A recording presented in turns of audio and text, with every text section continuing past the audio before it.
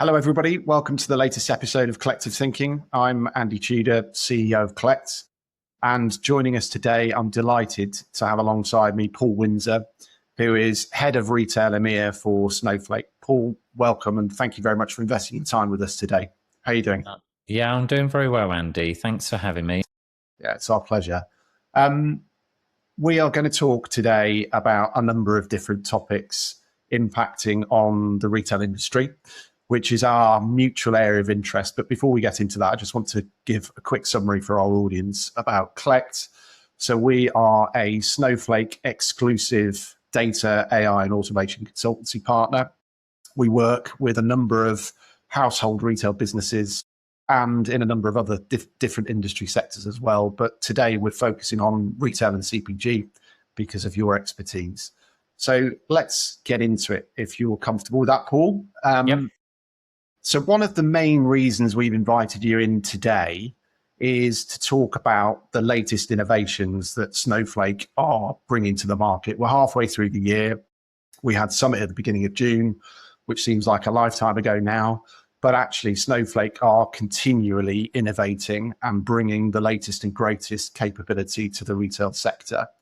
So what I'm interested about today is what are those latest announcements and what do you think is of real interest to retail leaders? Yeah, really nice setup for the first question. And yeah, let's acknowledge the fact that how fast-paced we are seeing changes to the technology's capabilities for retail and consumer brands to take advantage of.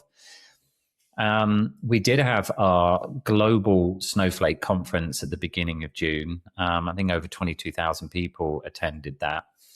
And as you say, we're kind of halfway through the year. And I think where we're seeing conversations now with retailers and consumer brands is about the whole agentic era that we are entering into.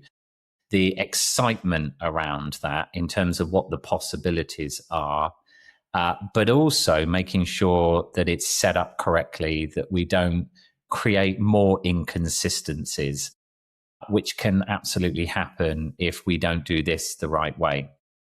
So I think really the best place to start is not to talk about the capability, but talk about the priorities of the retailers. For Snowflake, the three main themes that we're talking to our customers about today is, first of all, how do you attract more conscious consumers? These are consumers today that I'm sure we're all feeling the same about, which is we're seeking value and we're seeking good products that we can get. And so retailers are constantly looking at how do they attract more of those conscious consumers. Now, the agentic capability is going to supercharge and accelerate the way that we can do that. So that's one area. The second one is I heard a quote the other day that I thought was really good, which was supply chains weren't built for this level of disruption. And I think if you think about where we are now in regards to the geopolitical landscape, the conflict that's going on around the world, it's really having an impact on the supply chain. So building resilience into your operation to make sure that you can be very much aware of any sort of situations that are impacting your operations is really important as well. So we're seeing agentic strategies being built into that resilient operations. And then the third one is around what was really described at the beginning of this year back in New York at the National Retail Federation, where the industry talked about getting prepared for the agentic commerce. So this idea that outside of your retailers' perimeters, which is their own digital channels, but outside of that, how consumers will eventually start using agents that they want to use to help them find products and services. And those agents are going to have to go and seek those products and services from the wider internet rather than just directly with the retailers. So the retail priorities for us, that the conversations that we're having is how do we get better at attracting conscious consumers? How do we build more resilience into our operations? And how do we prepare for this agent to agent agentic commerce era that we're about to head into? And that whole agentic capability fits into all three.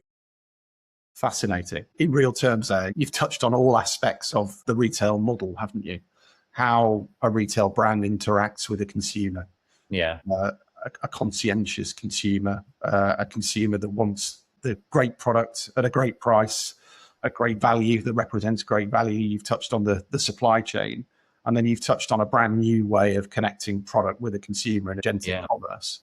So really no stone unturned there in terms of consequence for the retail brand and the need to get it right. So if we just dive in a little deeper into agentic AI, and what does it actually mean in practical terms? What does the retailer need to be thinking about to get themselves agentic ready or agentic optimized, whichever phrase you choose to deploy at this moment in time? Yeah, there's a lot of new phrasing around, isn't there? That you know, people have got to feel comfortable with, right? And we're probably introducing more new framing and words in regards to this as well. We talk about retailers, first of all, modernizing their data estate. And I think I've been at Snowflake nearly 5 years now. The conversations I'm now having with our retail customers have actually invested in modernizing their data estate. We're very much having that more mature conversation around, I've got my data in a place that has good quality, that the business recognizes as being the truth of the business in terms of the data. And so that's really important. But to introduce agents to work alongside knowledge workers, so we're on about an AI agent supplementing and supporting a knowledge worker now. Yes.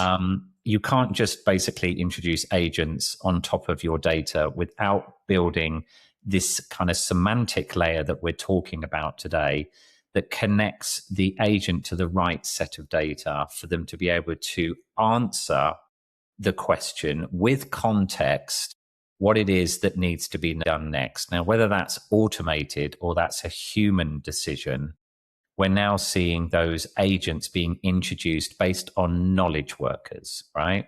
So a really good example of this that I always talk about is a category manager that we're all familiar with in the retail industry. You know, a category manager is there to basically grow volume of sales, have the right products in the right assortment, and competition is fierce when it comes to things like price. So how can an agent accelerate the answer and the context to that answer if a competitor is selling a product cheaper than the retailer today? And so agents can be used and leveraged for that answer and that context to that answer. So there's this concept of MCP kind of connectors. We know that we have in Snowflake, if anybody is listening to this for the first time and doesn't know too much about Snowflake, it has the platform itself, but then it has the ecosystem. And the ecosystem, you can really sort of relate to the marketplace. So Snowflake has a marketplace of 820 data providers that are offering over 3,600 data listings. And so some of those data listings is companies that provide web scraping and price competition data.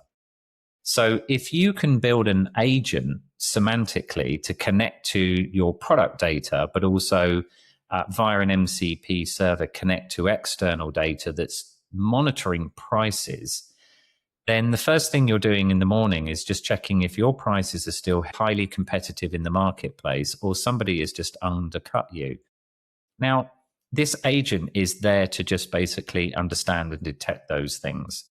And so using those agents to supplement the knowledge worker and either allow the knowledge worker to make a decision to match that price or get the agent to just automate and change that price. Yes. This is the speed, the time to insight and the time to action is reducing now so fast. And you and I have come from the industry for many years.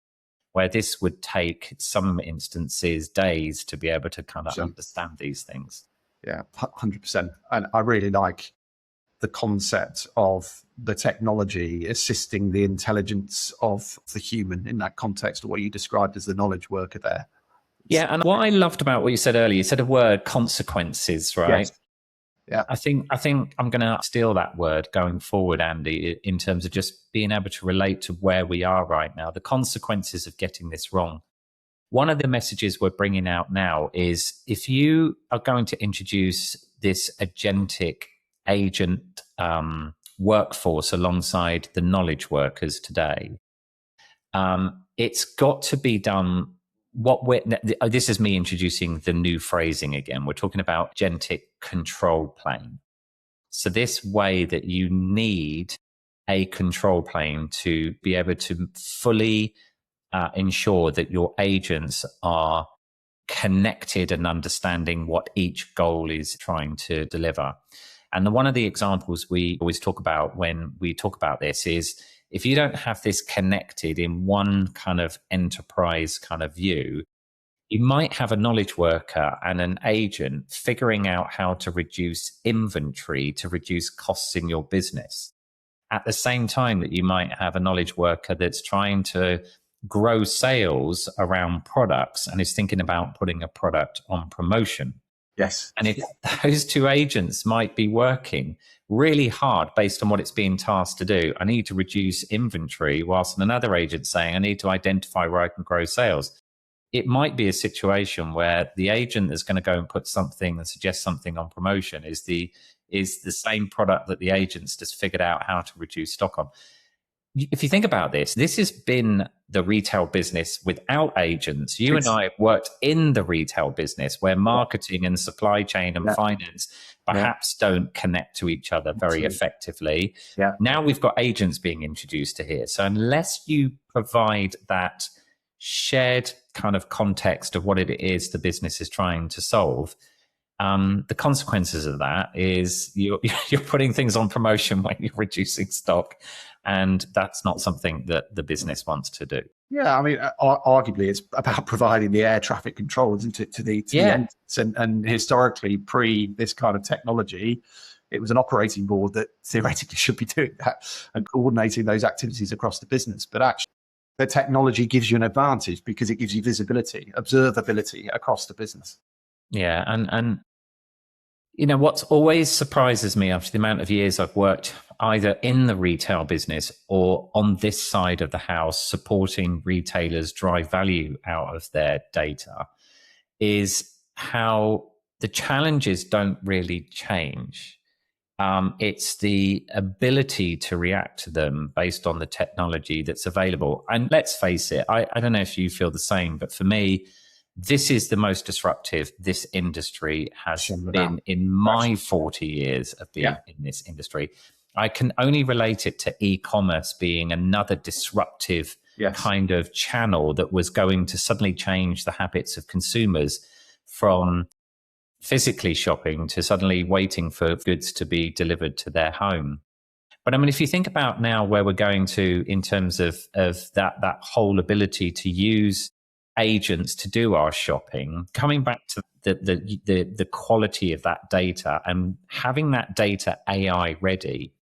Another really good example we think about is if you just think about your own behavior, you may be going to a festival this weekend and thinking about what to wear, because the weather this weekend here in the UK, as we're having this podcast today, is a little bit more unpredictable. And so we would normally perhaps do that ourselves. We would go onto a website and we would figure out if they've got any sort of rain protected clothing or boots or anything. We're now getting to the point where we're just going to ask an agent, I'm going to this festival this weekend in this location. What clothes do I need to have packed for this? And that agent is going to do all of that for you. It's going to figure out what the weather is. It's going to figure out what the temperatures are going to be. It's going to figure out what the event is about. And it's going to suggest the clothing for you. And it's going to know what you like. It's going to know your trends, the way you want to present yourself, and it's going to go off and source that product for you. I saw a superb agentic use case at the Retail Technology Show earlier on this year, which was all to do with social listening. So this particular fashion retailer was exploring different social media channels, understanding how their brand was being talked about in colloquial language, and then bringing that data back into their organization and enriching their product descriptions with that social listening data, and then pushing that data into the hands of the store associates so that the store associates could converse with their customers in the same language that the product was being talked about through social media channels. That's really interesting use of. And that actually brings us back to the attracting conscious consumers. And I think what we're seeing now is this time to insight and action is the latency now. We're getting down into some incredible, near real time decisioning on all of this, and bringing those agents in to help us understand that data is where we're going to be able to accelerate this. From an attracting conscious consumers perspective, you need to have a really good customer 360 foundation. We add in the intelligence now into that customer 360 through those agents and the ability to connect to the right data, for the ability to ask the agents, what should I be promoting this weekend, given what's on and what's happening and the weather? And then how can I optimize my campaign? And what do I need to do in order to fulfill that? So again, it's just allowing that knowledge worker to be able to use that agent that is not just giving you the answer, but giving you the context to the answer as well. Yeah. The reason why I'm suggesting these products should be put on promotion as quickly as possible is because of this is the situation that's going on in the market today. Yeah. And I guess part of your role, Paul, is to think about what comes next and help educate retailers and leaders in those retail businesses as to what to be considering next. Do you feel as though what comes next retailers are ready for? And what are those next wave of innovations that are coming that retailers that have already got their house in order in terms of data and in terms of that semantic layer that you referenced? What's coming next for them? Yeah, somebody asked me yesterday if I could speak to one of their customers about what I thought the vision was for retailers in the next 5 years, Andy. And I said, well, can we reduce that to 5 months? Can I just give you the vision for what's going to happen between now and the end of the year? Yeah. And honestly, that idea that we used to say, where do you want to be in 5 years? Or where do you see the industry in 5 years? I mean, forget it. Yeah. You'd have to ask the agent itself what they think. But, I think it's just being able to operationalize a introduction of a digital workforce, an agentic workforce, but getting it to work effectively. So everyone's familiar with this capability that comes with agentic that allows agents to help us do our work, and sometimes automate that work as well and leave the agents to do that work. Everybody's familiar with that. But adopting it at scale is going to require that single enterprise agentic control plane, as we've discussed. Yes. And that's what we're going to need to see our retailers thinking about. Yes. So being able to really implement this at scale is going to take the requirement of thinking about making sure that the data is connected properly, making sure you're choosing the right model. And remember, with Snowflake, we are model agnostic, so choosing the right model in terms of that. But also making sure that the user gets to choose the interface that they want to actually connect to as well. So I think the next layer to this is not about educating retailers on that agentic capability. It's more about how do we now operationalize it. Yes. I think that's where we hear customers talking about the impact that this has had, whether it's on hours saved, whether it's on time to insight, whether it's on return on decision making that's resulted in better sales or more customers, etc. I think that's what is going to be the next stage. Yeah, definitely. And we must remember that different retail businesses, for a variety of reasons, move at different paces, don't they? Whether that be the economics around their business, the market conditions that they're selling into, the customer demographic they're trying to service. Yeah. businesses won't all have yet taken this kind of leap into the agentic AI space. They might understand the value creating opportunity for them, Yeah. but they haven't yet got there. So if you were working inside one of those retail organizations now, Paul, what sort of practical tips and hints would you be giving those businesses if they're designing a strategy to become agentic AI ready? Yeah. Well, one of the things I'd say in the first instance is I've been around long enough that there has been plenty of evidence of laggards. I don't know if that's a really unfair word, but to your point, there may be retailers out there that are not equipped, don't have the resources, not advanced enough in terms of using technology or data to kind of transform into this agentic space. But whereas perhaps with other transformational technologies, I've seen many retailers just sit to the side and wait. I don't think this is a capability that anybody should be sitting to the side and waiting for, right? I think it has too much return on investment regarding, as I say, repeating myself, the time to insight, the ability to add to your workforce with digital agents that can support knowledge workers. I think this is not about wait and see. Agreed. This is about getting yourself prepared and thinking about how you start to bring this into your organization. The first place for me to always start is business outcomes. If you're only thinking about agents, but you're not thinking about business outcomes, you've kind of got it wrong. You need to start with the business outcomes. So for me, start with which part of the workforce would benefit the quickest in having a digital workforce work alongside them.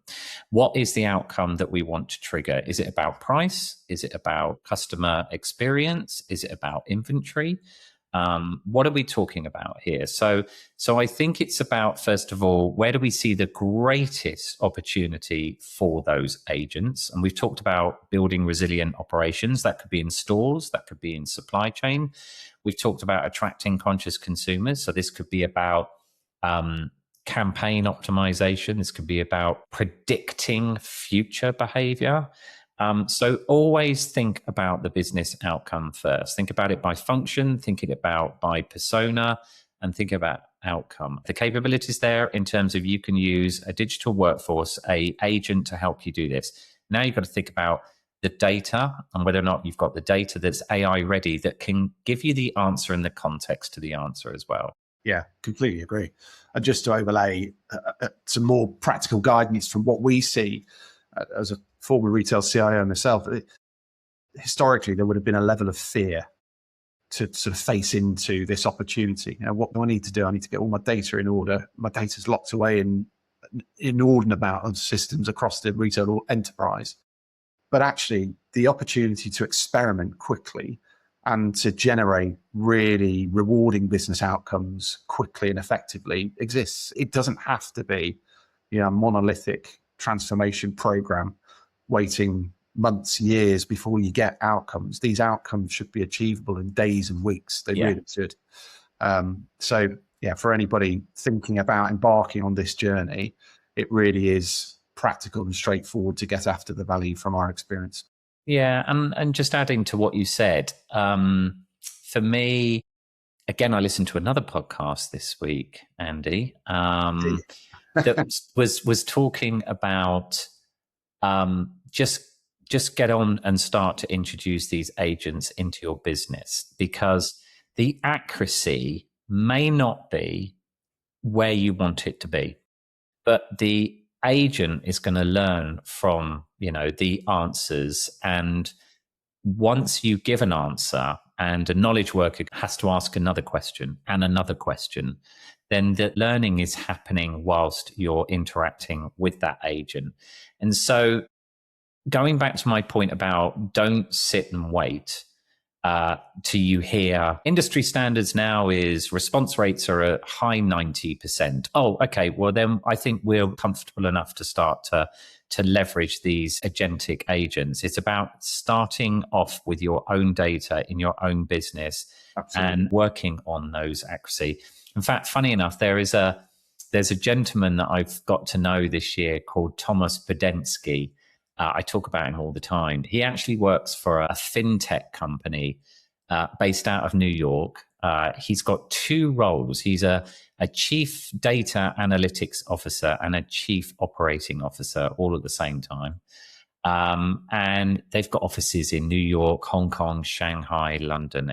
They've adopted Snowflake Co-work right across their business. So this is Snowflake's digital kind of agentic workforce, Snowflake Co-work. And he said about a year ago, we stopped just managing humans. We now manage humans and our digital workforce, to the point where he said he actually does performance measurements on his agents. You know, how well is this agent performing for this knowledge worker? Are we getting the right response out of these agents that's going to drive the business forward and drive the right outcome? So look, for me, don't sit and wait. It's about, getting ahead with this. Yeah, completely agree. Paul, thank you so much for your time today. We really, really appreciate it. We've covered a lot of ground there, and I hope those listening to this podcast will have got some value from it. I'm sure you will. I think it's time to wrap up. So thank you very much indeed, and I look forward to inviting you on to the next one. Thank you, Andy. Speak soon.